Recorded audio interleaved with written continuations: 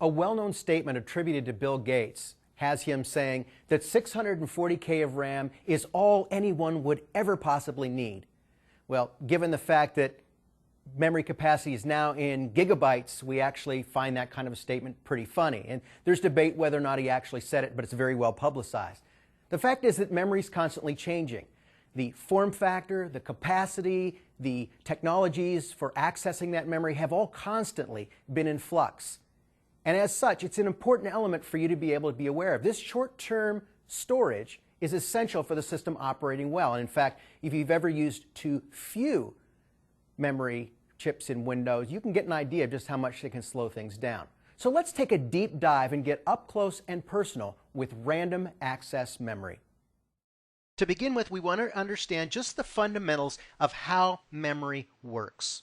And this is specifically computer memory. If you have personal memory problems, unfortunately, that's a little bit beyond the scope of this course.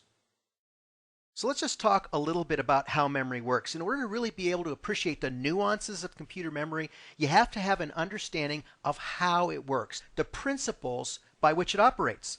To begin with, understand from the standpoint of an electrical component, computer memory acts like a capacitor, or sometimes called a condenser. And these very small components use a system of internal conductors to be able to temporarily store an electrical charge.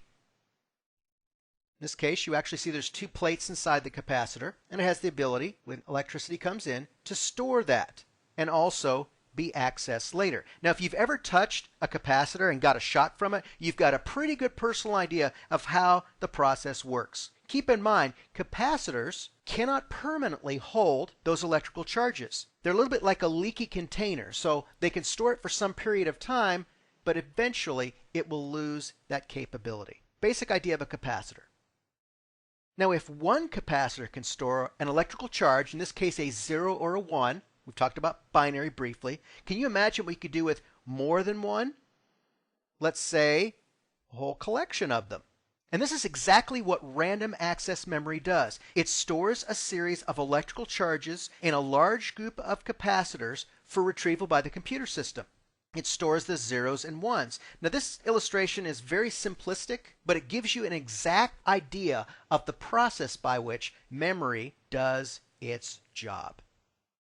Now, in the world of computer memory, RAM to be specific, the components are permanently attached to small circuit boards, which we'll examine later. Each RAM module has multiple memory chips, and each chip is organized into columns and rows, as you see illustrated here. Each chip has a specific column width, 8 bits, 16 bits, etc. And where a row and column intersect, you have a cell. It's not unlike Microsoft Excel with cell patterns. Data is stored in cells, and the data that's stored in the cells is a 1 or a 0, as you see depicted in red here. And this is essentially how memory functions. The capacitors are storing these 1s and 0s in a series of columns and rows, ultimately a cell. Now, the number of columns and rows determines the capacity of the chip, and the number of chips determine the capacity of the RAM stick. Now, let me just distinguish between two types of RAM. There's static RAM and dynamic RAM. Static RAM actually has the ability to retain information after the power is removed from the device.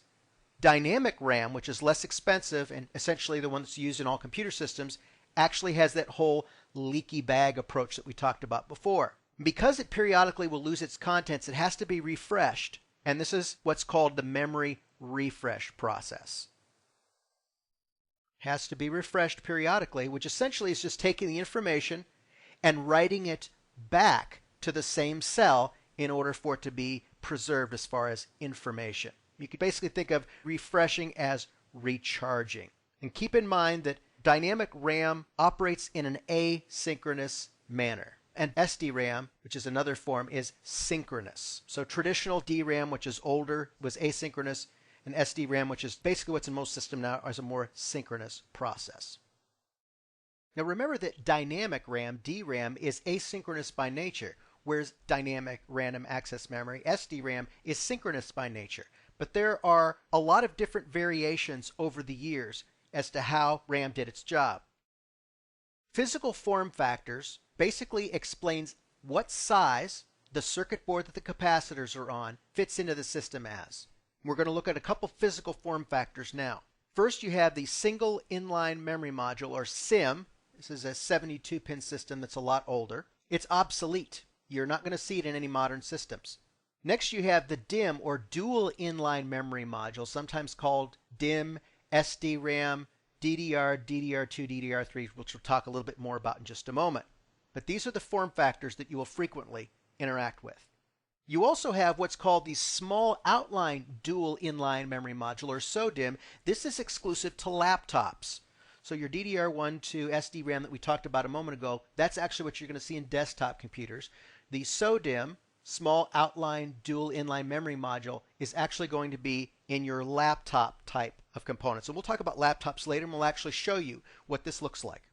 Next, you have a type of memory which is called direct RAM bus memory, RDRAM or RIMM or RIM. It's not primarily something you're going to see a lot of now. There's certainly some out there, but the DDR2, 3, and so forth is going to be much more frequent. Then there's a small outline RAM bus module, which is basically the RAM bus for a laptop. So we have DDR memory types, or double data rate memory types. So you have DDR memory. Basically, DDR stands for double data rate, which means that you can do 2 instructions to be executed per clock cycle. And DDR measurements are typically in megahertz. So a DDR200 is a 200 megahertz chip.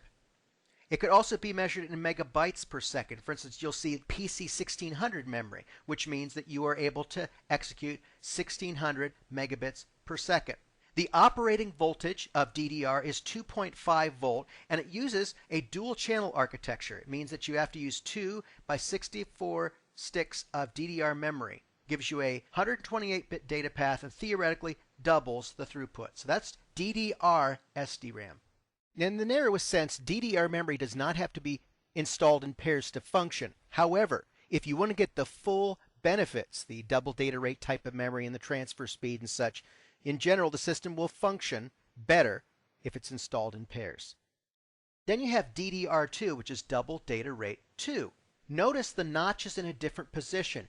This keeps you from accidentally installing it in the wrong slot and potentially damaging the motherboard or the memory components.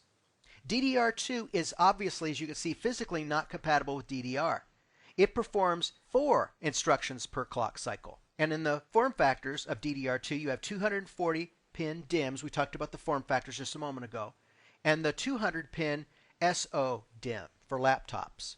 Next, you have DDR3 memory. And just as the other case is, it's not compatible with the other two. Again, the notch is in an entirely different place. It performs 8 instructions per clock cycle. Again, a much greater speed. It's the same type of form factor. You have the 240-pin DIMM, again with a different notch for the slot. And then you have a 204-pin SODIMM, which is basically, again, for laptops. And the operating voltage for DDR3 is 1.5 volts. So you see a reduction in voltage, which of course is a reduction in heat, and so forth. So double data rate memory, something you are almost certainly going to run into in production because it's what's actually popular today.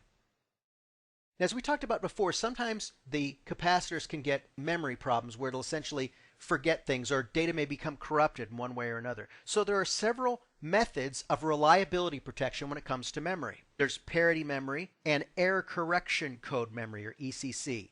So first you have parity memory. So there's parity versus non-parity.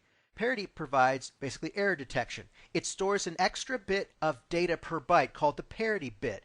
Now, parity RAM can detect errors, but it cannot correct errors. And parity can either be even or odd. And non-parity RAM does not have a parity bit, obviously. You can actually see there's an extra chip that's a part of that particular module. Next, you have ECC, or error correction code memory.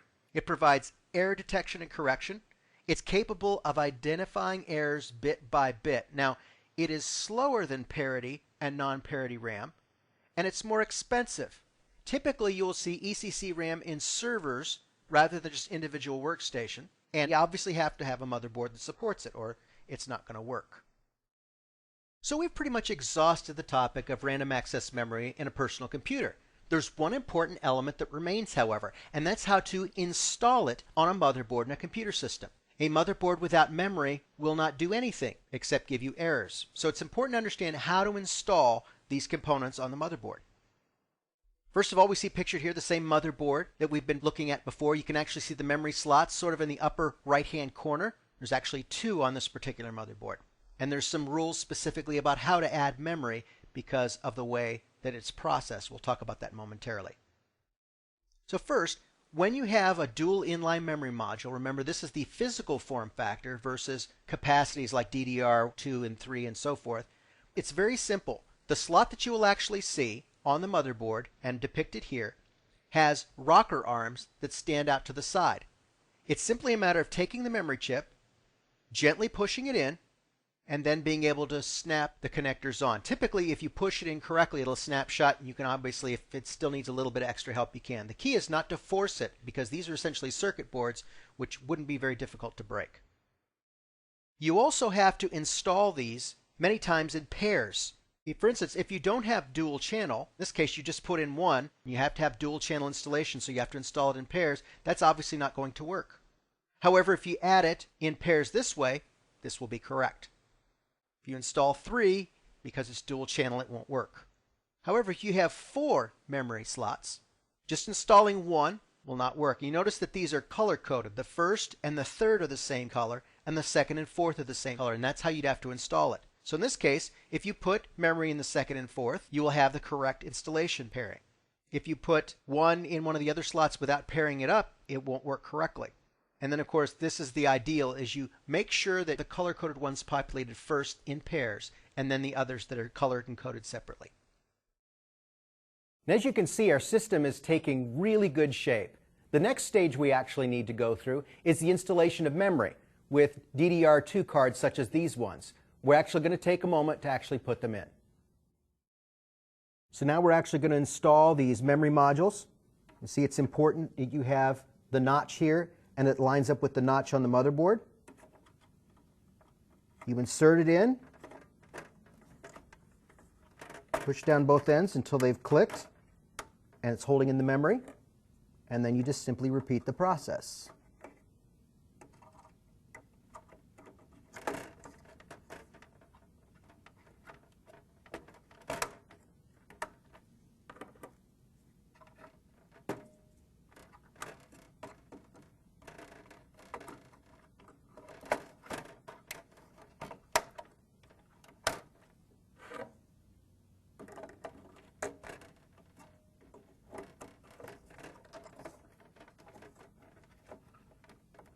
Sometimes you have to make sure that they're aligned correctly or they won't go in. And there you go. Now you have all the RAM installed for your system and we're ready to go to the next step. So let's just talk a little bit about some terms to remember in dealing with random access memory.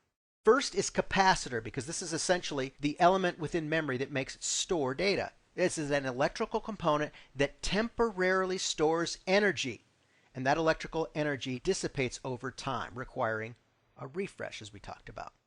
Asynchronous is a device that operates independently of a formal clocking device. There isn't another device using some sort of reference clock for its operation. Parity, the ability for random access memory to store extra data that can then be used to detect data errors.